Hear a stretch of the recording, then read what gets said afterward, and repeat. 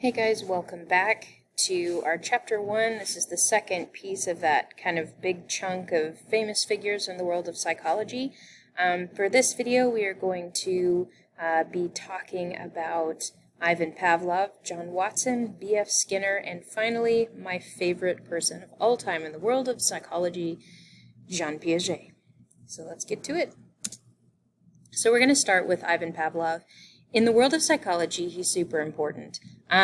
If you've ever kind of heard that whole ringing a bell in the dog's drool situation, you know, does that ring a bell?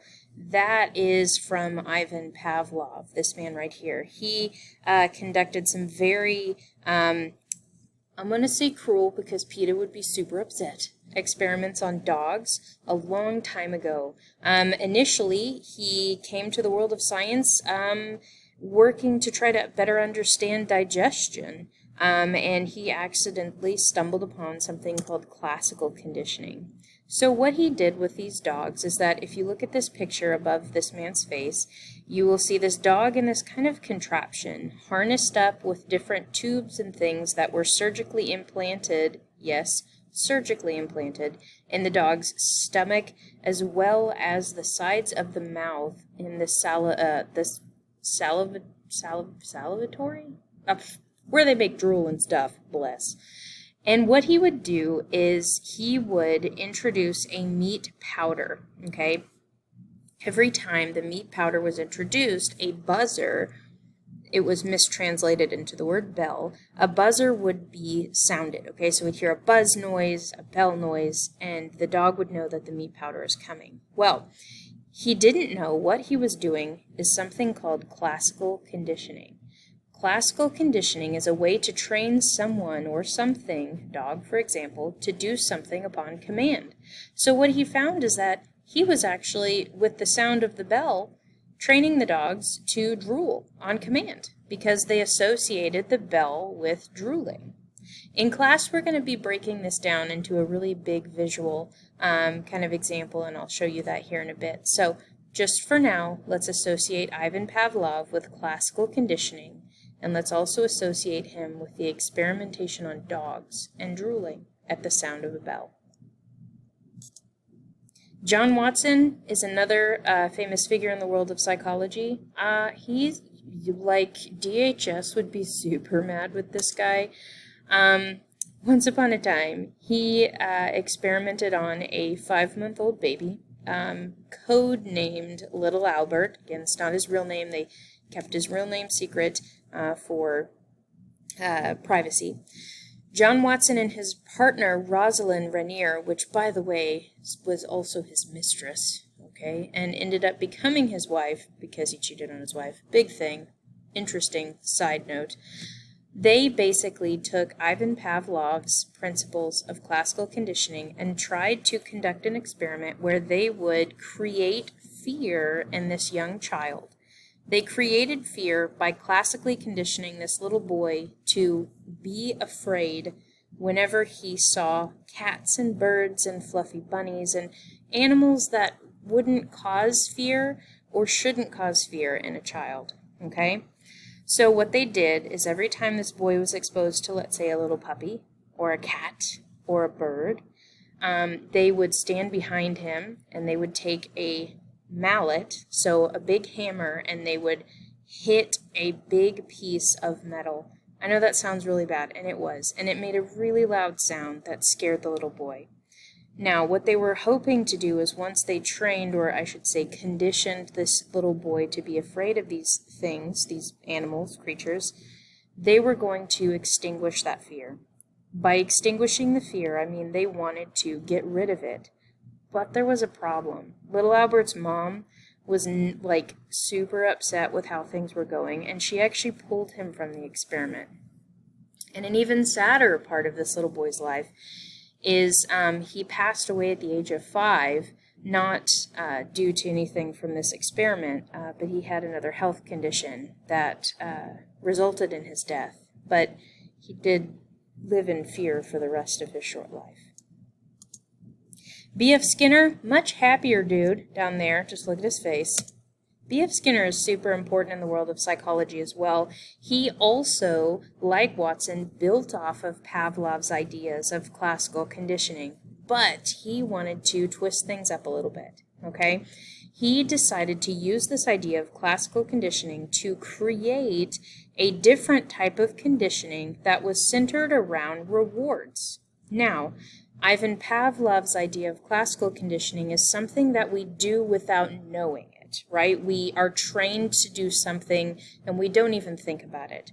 Like, you get up and you leave when you hear a fire alarm, or you wash your hands, hopefully, after you use the bathroom. You just don't think about it, it just happens. Well, B.F. Skinner said, I want people to think about it, and I want them to be rewarded whenever they do this good behavior. So he came up with this idea of operant conditioning. This is a type of reward system.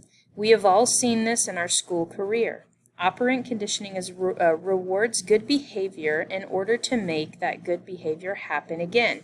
So, y'all have all seen this, okay? In your classrooms, have you ever seen a star chart? You do something good, a teacher gives you a star, okay? You get enough stars, you get to go to the treasure box, or you get some type of reward. That's operant conditioning.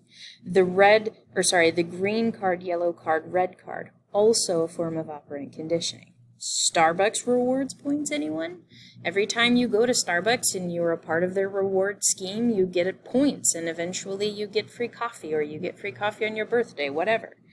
Any type of reward points system that you are a part of or that you've been a part of is because of this man. He created it, and it's used everywhere, from schools to corporations to military to shopping. It's all around us, and it's quite fantastic and very effective.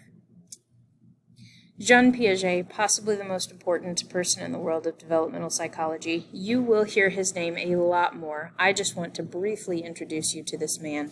Jean Piaget, and like I said, if you don't, right here, if you don't know this man, don't worry, we will keep going with him.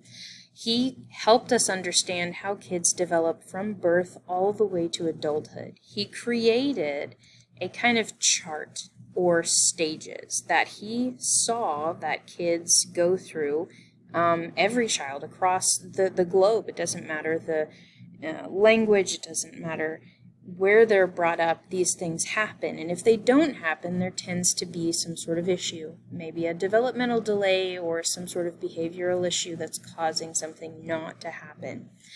But what he developed was a sensory motor, pre-operational, concrete operational, and formal operational. These ages, as you can see, kind of vary because Piaget also understood that every child is different.